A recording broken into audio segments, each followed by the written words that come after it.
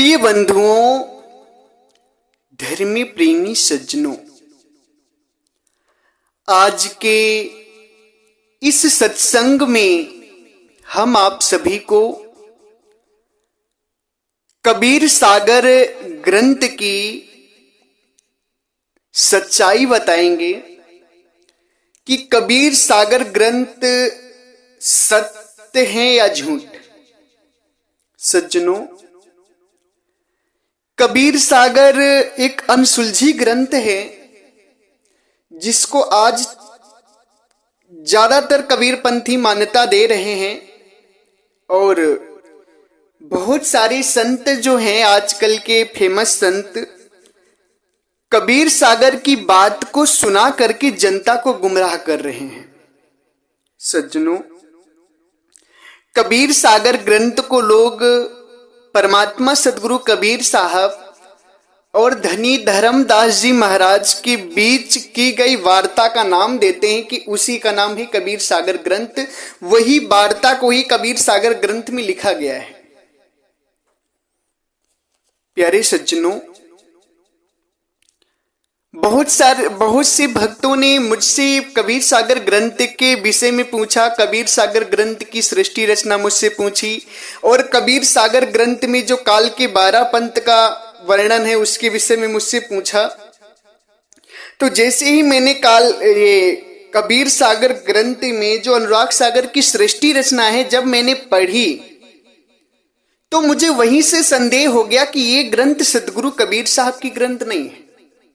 सज्जनों, आज हम इन्हीं सब विषयों में आपको बताएंगे कि अनुराग सागर कबीर सागर ग्रंथ सदगुरु कबीर साहब की है या नहीं, क्या ये ग्रंथ पढ़ना सही है, क्या इस ग्रंथ में लिखी गई बातें सही हैं।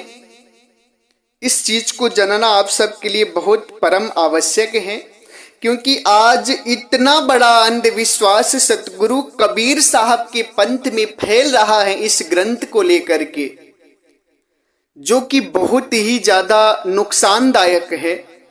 इसको समझना आप सबके लिए बहुत जरूरी है।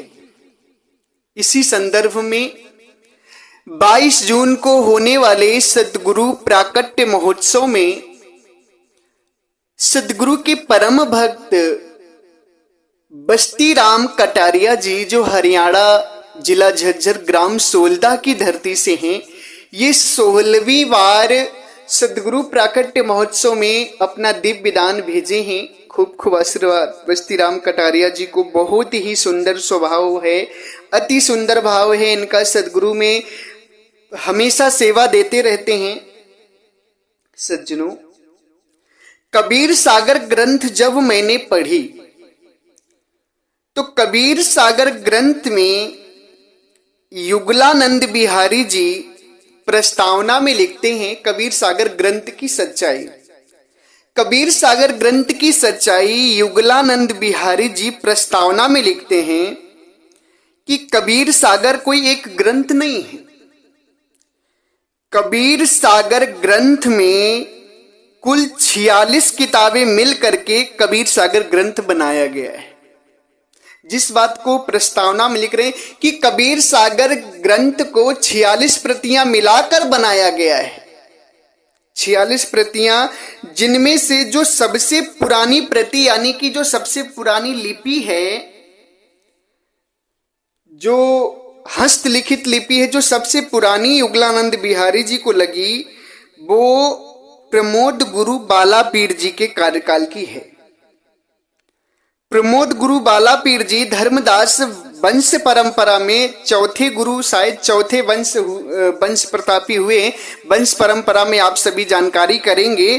तो प्रमोद गुरु बालापीर जी, जो कि धर्मदास वंश गादी के वंश परंपरा वंशाचार्य थे, जिनका कार्यकाल संवत 1750 से लेकर 1804 तक रहा है।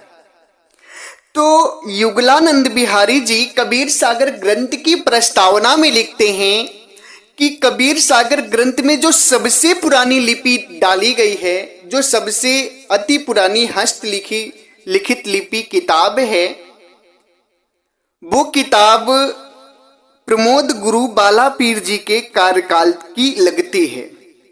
उसमें उन्होंने लिखा भी है कि उसी संदर्भ की है, वही वंश परिचय भी दिया गया उसमें। और उसके बाद फिर जो आगे की लिपियां हैं वो अमोल नाम जी के समय की है, कार्यकाल की है, जिनका कार्यकाल 1824 से लेकर 1846 तक रहा है। और उस लिपि जो अमोल नाम जी की वंशाचार्य समय में जो लिपि वो प्राप्त की गई है, वो लिखते हैं युगलानंद बिहारी जी की गया की किसी संत के द्वारा लिखी गई है। उसके बाद की लिपि सूरत सनेही जी जो हैं, वो गद्दी के जो वंश हुए हैं, वंश गादी के, वो 1846 से 1871 तक रहे हैं।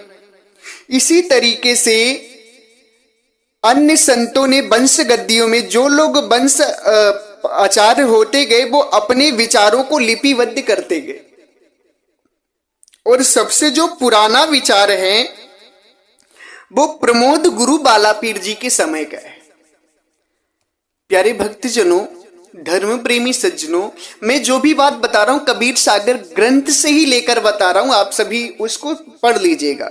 अब यहां पर आपको विचार करना है कि जो लोग कहते हैं या जो लोगों का मानना है कि सतगुरु कबीर साहब और धनी धर्मदास जी के बीच की हुई बात लिखी गई है या सतगुरु कबीर साहब का ये ग्रंथ है, तो ये एकदम झूठ है। क्यों? क्योंकि ये जो है धर्मदास परंपरा के चौथे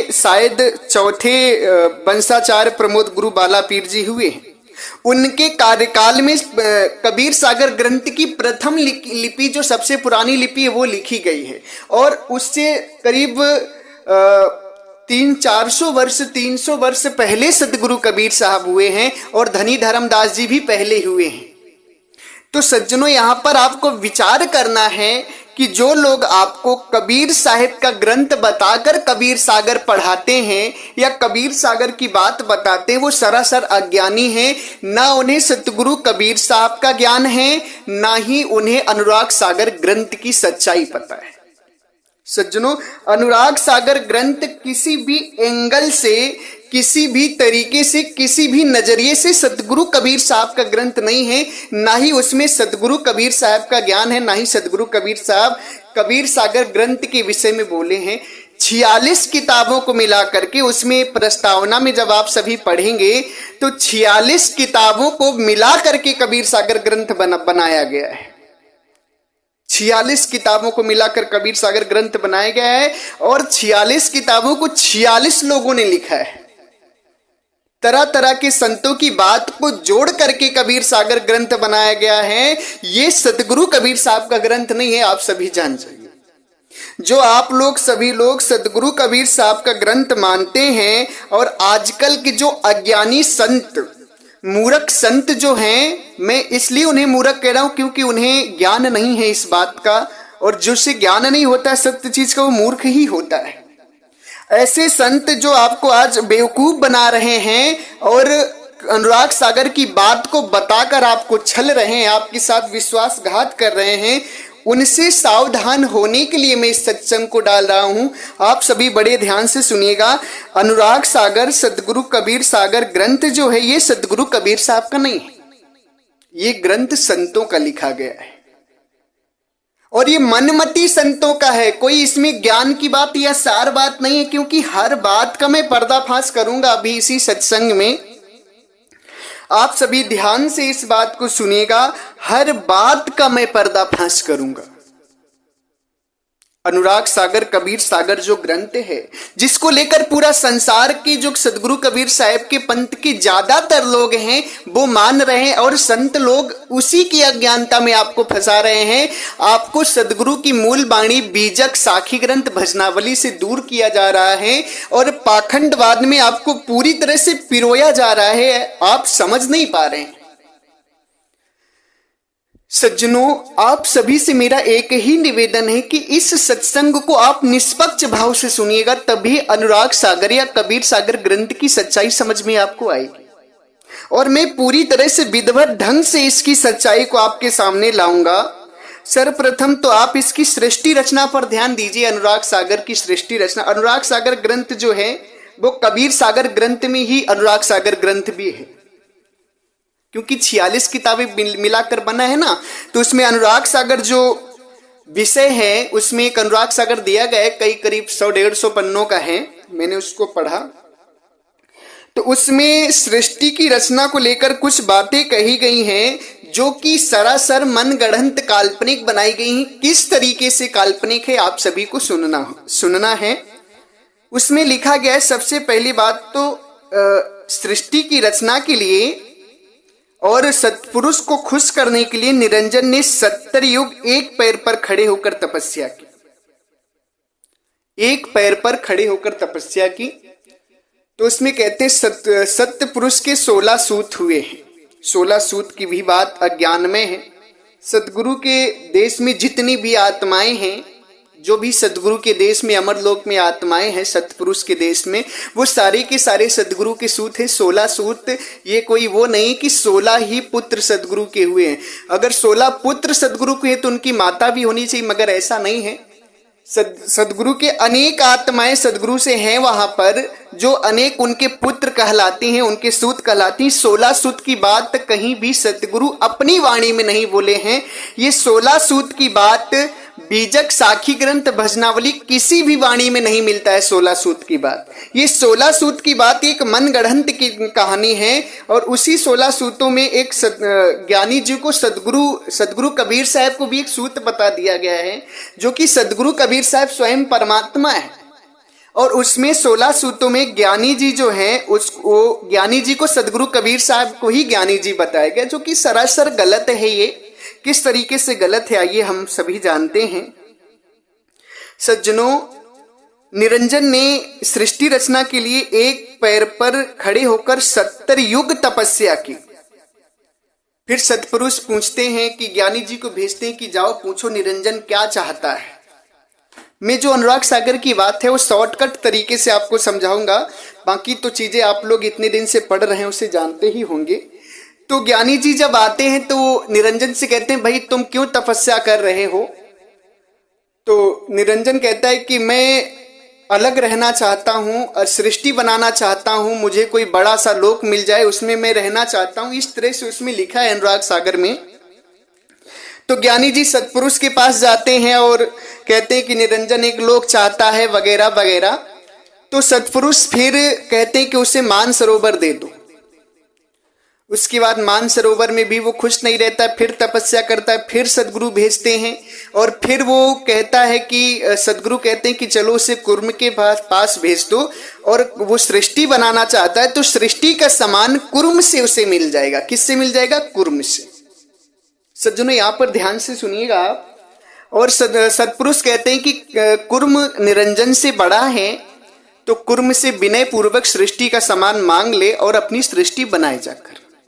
सज्जनों, अब यहां पर थोड़ा, जब निरंजन कुर्म के पास गए तो कुर्म से विनती नहीं की और कुर्म से लड़ गए और कुर्म के सर पे प्रहार कर दिया, जिसके कुर्म का सर फट गया और अपने तीखे नाखूनों से कुर्म के पेट को फाड़कर सृष्टि का सामान निकाल दिया। अब सज्जनों यहाँ पर आपको अब यहाँ से विचार करना है। ये है अनुराग सागर की सृष्टि रचना, जो शुरुआत हुई है कि निरंजन ने एक पैर पर खड़े होकर 70 युग तपस्या की। उसके बाद अपने तीखे नाखूनों से कुर्म का पेट फाड़ दिया और सर फोड़ दिया। सज्जनों, थोड़ा यहां पर आप सभी को इस अनुराग सागर कबीर सागर की बात पर विचार करना होगा, विवेक जगाना होगा, तभी आप इसे समझ पाएंगे कि सदगुरु परमात्मा कहते हैं अपने भजन में कि जहां से आए अमर वह देशवा, पानी पवन नहीं धरती अकस्वा, चांद सूरज नहीं रैन दिवसवा। सदगुरु परमात्मा कहते हैं कि जहां जो अमर लोक देश है, ना वहां पानी है, ना पवन है, ना धरती है, ना आकाश है, ना चांद है, ना सूर्य है, ना रैन है, ना दिवस है, यानी कि 5 तत्व वह नहीं है। अब आप सभी थोड़ा विचार करिए कि जब वहां 5 तत्व नहीं तो 5 तत्व है क्या? पांच तत्व से ये हमारी शरीर और इस प्रकृति का निर्माण हुआ है।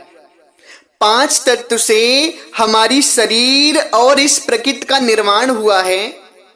और ये जो हाथ हैं, पैर हैं, नाखून है, पेट है, सर है, ये सब शरीर के अंतर्गत है, पांच तत्व के अंतर्गत आता है। छिट जल पावक गगन समीरा, पंच तत्व यह रचित शरीरा। छिट जल पावक यानी कि पांच तत्व से इस शरीर का निर्माण हुआ, शरीर बना हुआ है हमारा। ध्यान से मेरी बात को आप सभी सुनिएगा। प्यारे सज्जनों, पांच तत्व की शरीर में नाखून भी आता है, पैर भी आता है, पेट भी आता है, सर भी आता है, हाथ भी आता है, सब कुछ आता है। और सद्गुरु परमात्मा कबीर साहब कह रहे हैं कि पांच तत्व गुण तीन के आगे मुक्ति मुकाम, कहा कबीरा घर किया गोरख दत्त न राम। यानी कि पांच तत्व गुण तीन के आगे यानी कि इससे परे परमात्मा का अमरलोक देश है। और अमरलोक देश में अनुराग सागर के हिसाब से निरंजन ब्रह्म ने एक पैर पर खड़े होकर 70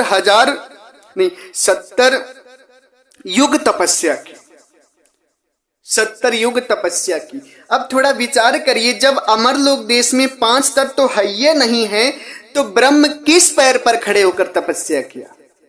भाई सदगुरु, ये पैर तो पांच तत्व पर के अंतर्गत आता है। और सदगुरु परमात्मा की वाणी के अनुसार, साखी ग्रंथ की वाणी के अनुसार, तो सदगुरु परमात्मा के अमरलोक देश में पांच तत्व तो है ये नहीं है। पांच तत्व तीन गुण के आगे मुक्ति मुकाम, पांच तत्व तीन गुण से परे वो देश हैं। और पांच तत्व तीन गुण के अंतर्गत ये पैर आता है। और दूसरी चीज सज्जनों, सदगुरु कह रहे हैं कि जहां से आए अमर वह देशवा, पानी पवन न धरती अकसवा, चांद सूरज न रैन दिवसवा। यानी कि पांच तत्व तो उस अमरलोक देश में नहीं है। ना पानी है, ना पवन है, ना धरती है, ना आकाश है, ना चांद है, ना सूर्य है, ना रैन है, ना दिवस है। रैन दिवस वहां है नहीं। अब यहां पर आप लोग इस चीज का विचार करिए कि युग और वर्ष ये दिन को गिन करके बनते। जैसे दिन को गिनकर महीना बनता है, रात दिन मिला करके महीना बनता है।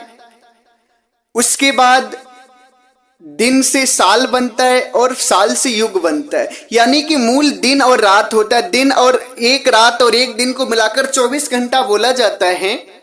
और 30 दिन 30 रात को मिलाकर के एक महीना बोला जाता है।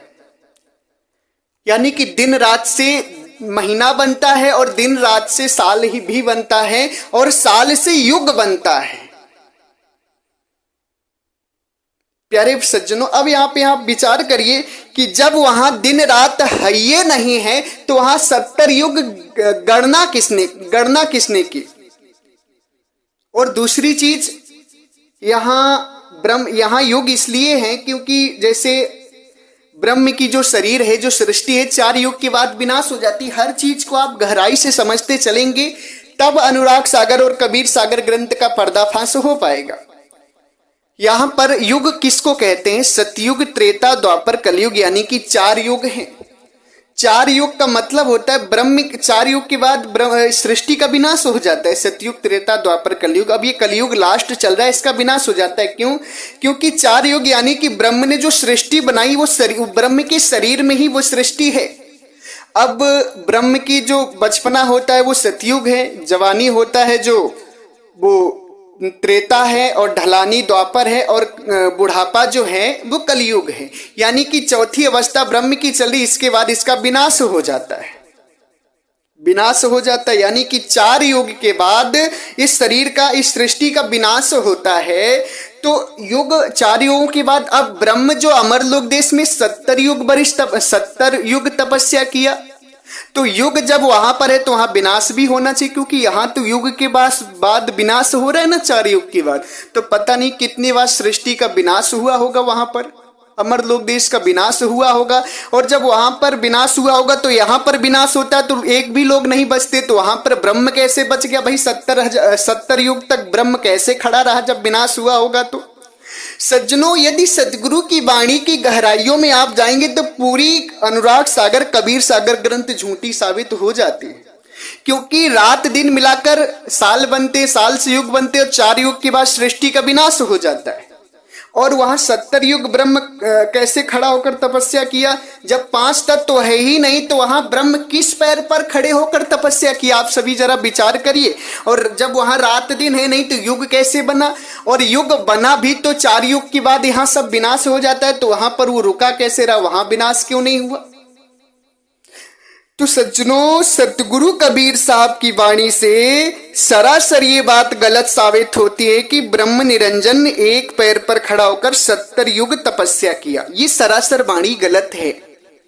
और दूसरी चीज यहां पर विचार करिए कि निरंजन ने, ब्रह्म ने कुर्म के सर पर वार किया, कुर्म के सर पर वार किया, कुर्म का सर फट गया और अपने तीखे नाखूनों से कुर्म का पेट फाड़कर सृष्टि का साजो सामान निकाल लिया।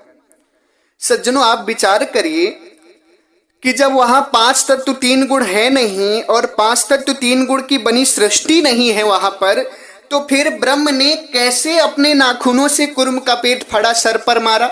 क्योंकि वहां नाखून और सर पेट तो 5 तत्व के अंतर्गत है ना। अगर आप सभी सोचते हैं कि आत्मा के सर पर मारा या आत्मा के नाखूनों से पेट फाड़ा, तो सज्जनों, आत्मा को कोई फाड़ नहीं सकता है। ना ही आत्मा का कोई सर फोड़ सकता है, ना ही आत्मा का कोई पेट फाड़ सकता है। ये तो शरीर का पेट फटता है, शरीर के नाखून होते, शरीर का सर फूटता है, आत्मा का नहीं फूटता है।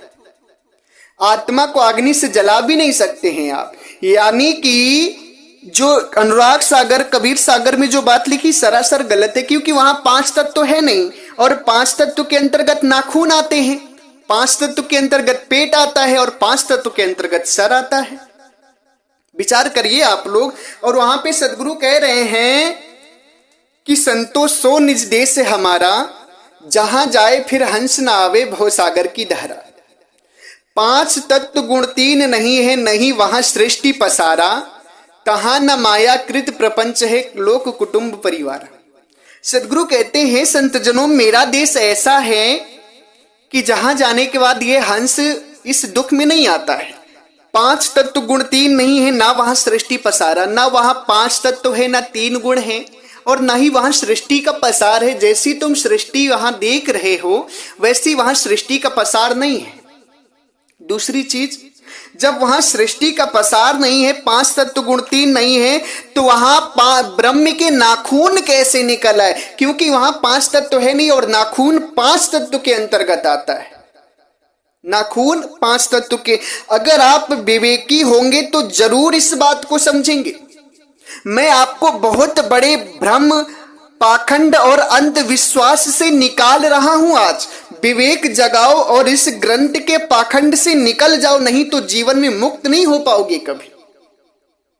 सतगुरु परमात्मा के अमर लोक देश में 5 तत्व 3 गुण नहीं है, ना शरीर है वहां पर, परमात्मा भी नहीं शरीर है, आत्मा भी नहीं शरीर है अमर लोक देश में। मगर ये महाशय कबीर सागर ग्रंथ में बताते हैं कि ब्रह्म ने अपने तीखे नाखूनों से, निरंजन ने कुर्म का पेट फाड़ दिया। अरे भाई, जब वहां शरीर ही नहीं तो तीखे नाखून होने का कोई सवाल ही नहीं उठता है। और आत्मा का ना कोई सर फोड़ सकता है, ना ही कोई पेट फाड़ सकता है। इसलिए ये बात एकदम से काल्पनिक और कपोल कथा है। सतगुरु की वाणी से ये बात पूरी की पूरी झूठी साबित हो जाती है, इसमें कोई सच्चाई नहीं है।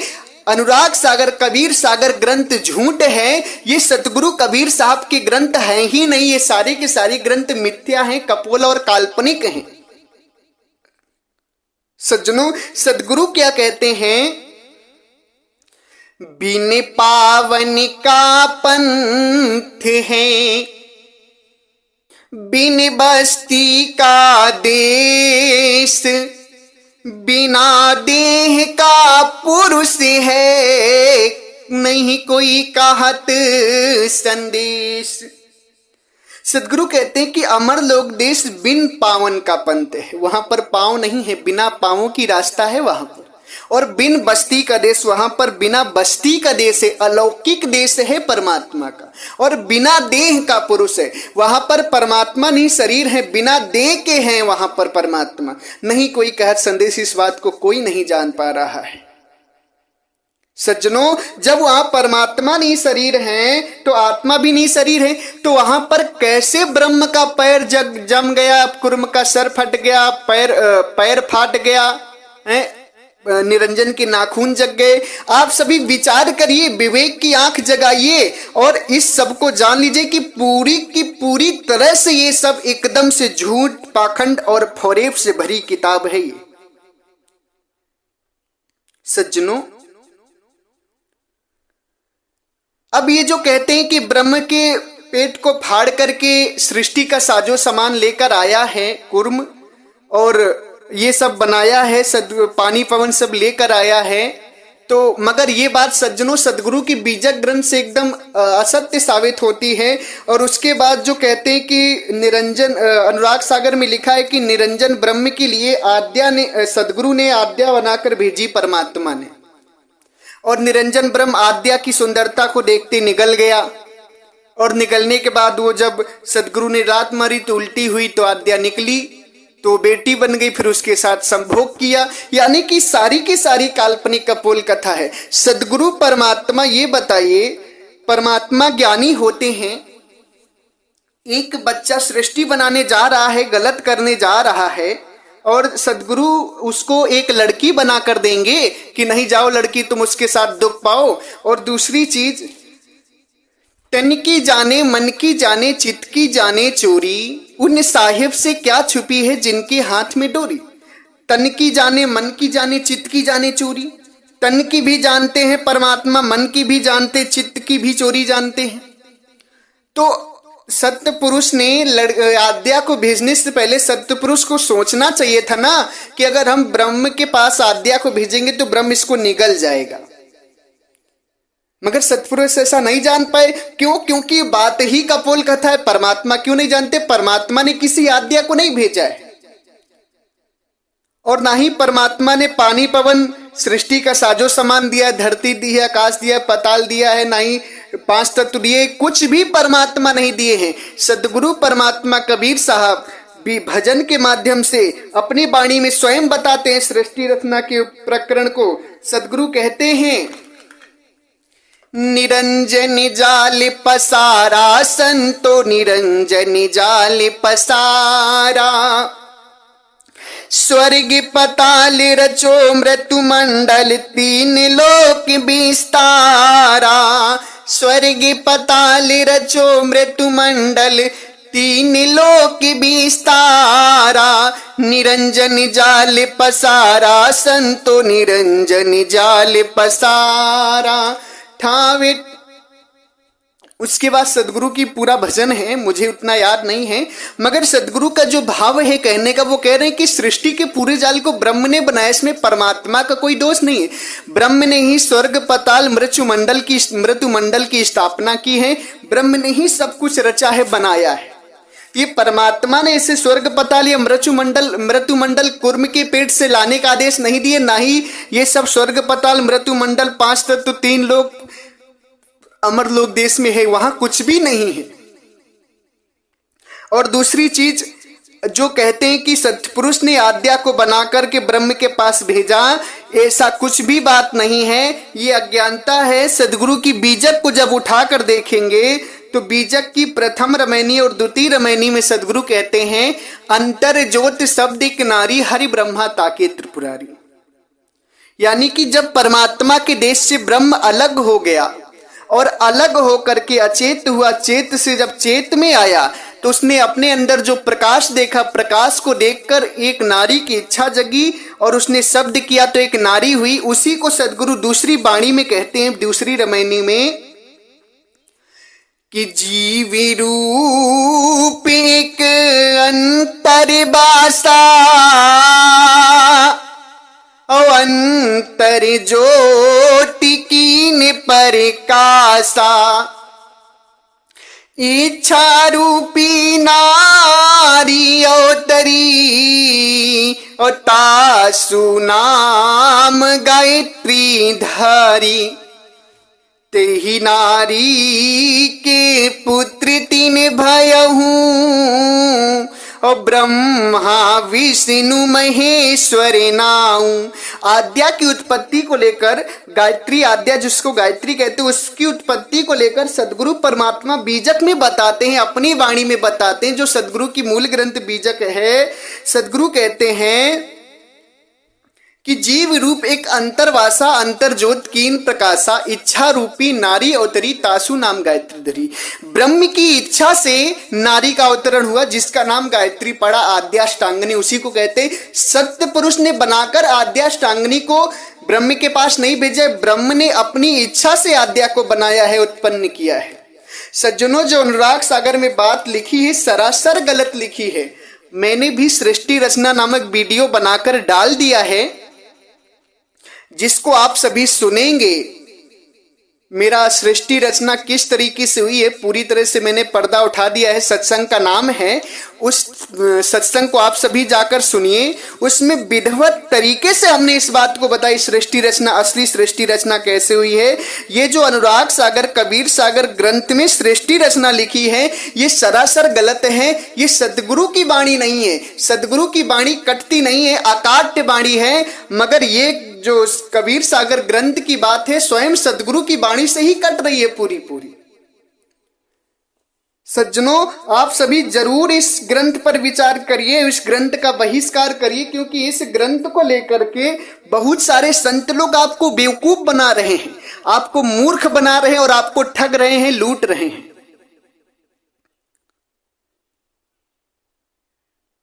ये जो कहते हैं कि पानी पवन सदगुरु से मिले, सदगुरु कहते हैं नहीं, परमात्मा से नहीं, पानी पवन परमात्मा ने दिए हैं। उसमें बीजक में लिखा है तीसरी रामायणी में, प्रगटे पवन पानी और छाया बहु विस्तार के प्रगति माया। ये सब ब्रह्म की ऊर्जा शक्ति से प्रकट हुआ है, पानी पवन तीन लोग। ये अमर लोक देश से नहीं आया है।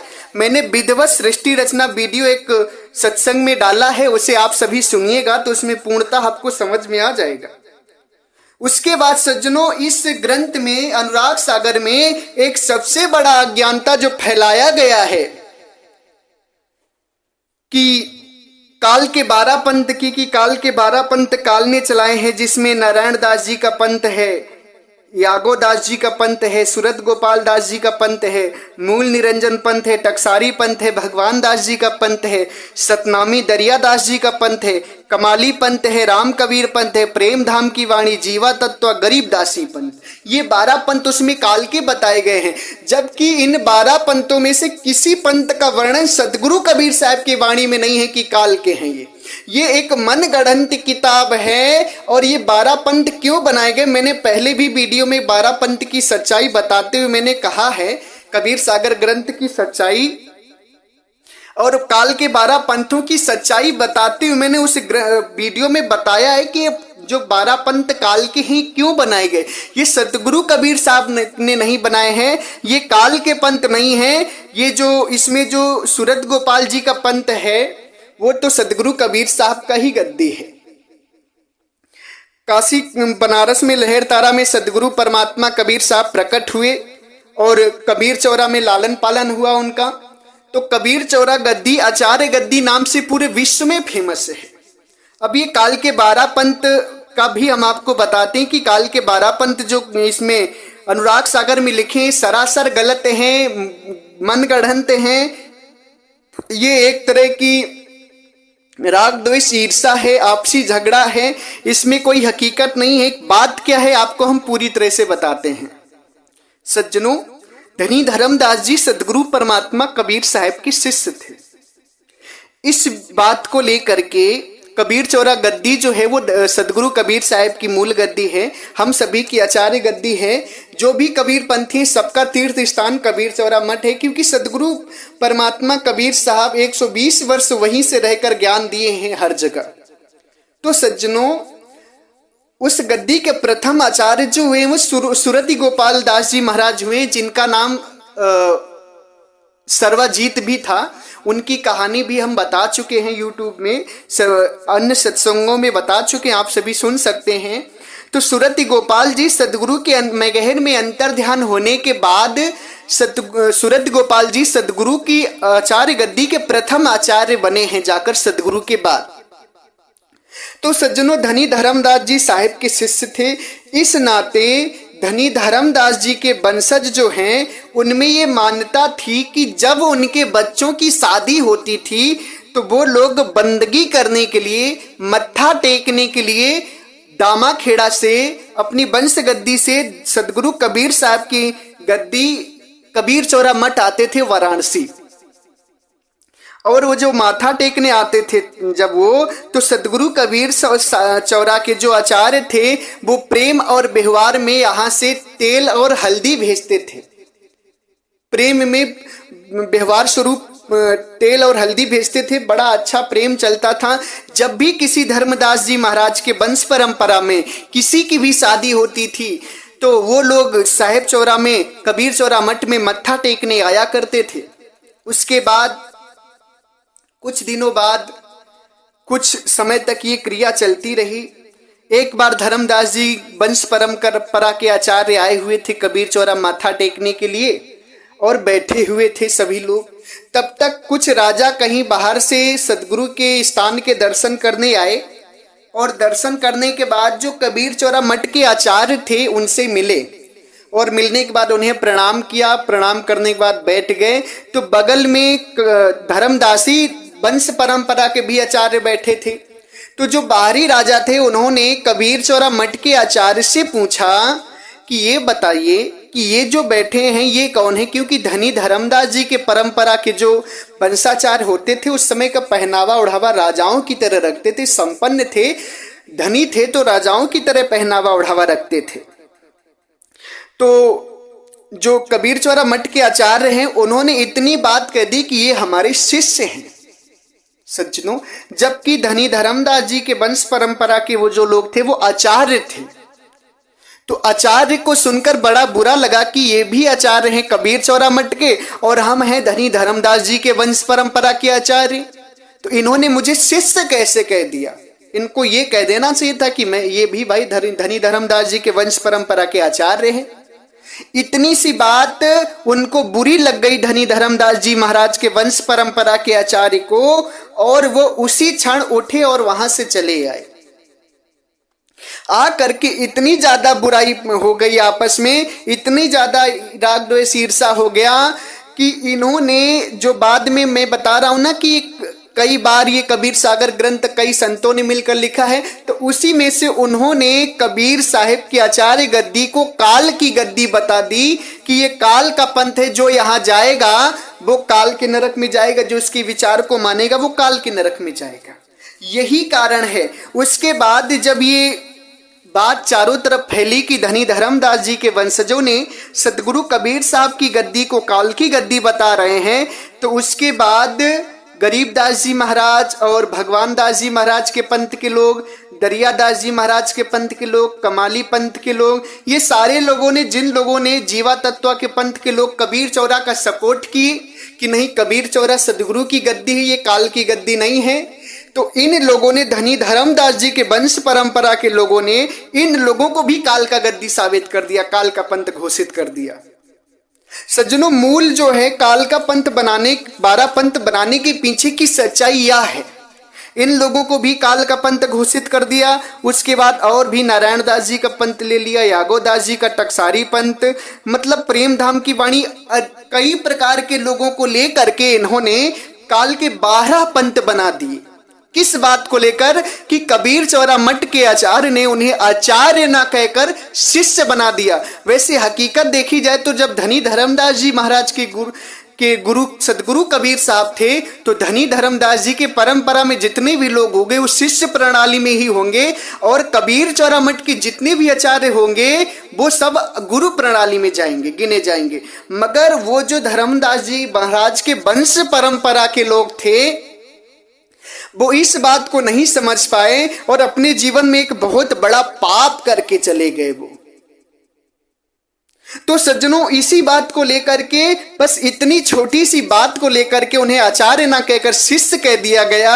इस बुराई को लेकर के उन्होंने कबीर सागर अनुराग सागर ग्रंथ में काल के 12 पंथ बनाए और सदगुरु कबीर साहब की ही आचार्य जो गद्दी है उसी को काल का पंथ बता दिया। और आजकल के अज्ञानी संत, तुच्छ संत, जिनको एक पैसे की अकल नहीं है, वो काल के 12 पंथ सुनाते फिरते हैं और 13वें पंथ में अपने आप को बताते हैं कि 13वें पंथ हम ही चली आए। ऐसे संतों से सावधान रहना, क्योंकि पक्के काल के दूत हैं। इन्हें ना सदगुरु का ज्ञान है, ना आत्मा परमात्मा का ज्ञान है, ना ही भक्ति का ज्ञान है। जो भी संत काल के 12 पंथ का वर्णन करता है या जो भी संत काल के 12 पंथ को मानता है, उसकी अगर आप लोग ज्ञान सुनेंगे तो नरक ही जाएंगे, 84 ही जाएंगे। क्योंकि काल के 12 पंथ सदगुरु कबीर साहब ने नहीं बनाए हैं। ये अनुराग सागर कबीर सागर ग्रंथ में जो लिखे गए ये मन गढ़ंत बात है। और क्यों लिखे गए उसका कारण तो मैंने आप सभी को बता ही दिया है।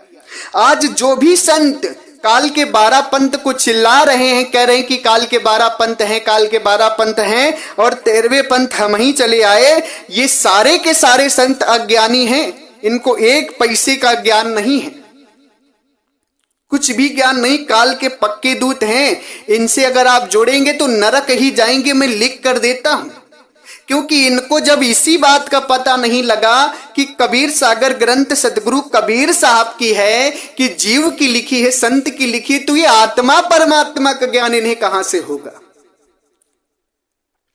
तो सज्जनों, ऐसे संतों से सावधान रहिए और इस ग्रंथ को आप सभी पढ़ने से दूर हो जाइए। क्योंकि ये ग्रंथ सदगुरु कबीर साहब का ग्रंथ नहीं है। ये ग्रंथ 46 लोगों ने मिलकर के लिखा है, 46 विचार के लोग हैं और अलग अलग ढंग से इसमें लिखा गया है। सदगुरु कबीर साहब की वाणी का प्रमाण दे करके ये पूरी ग्रंथ कट जाती है, खंडित हो जाती है। इस पूरी ग्रंथ का सार ही निराश हो जाता है।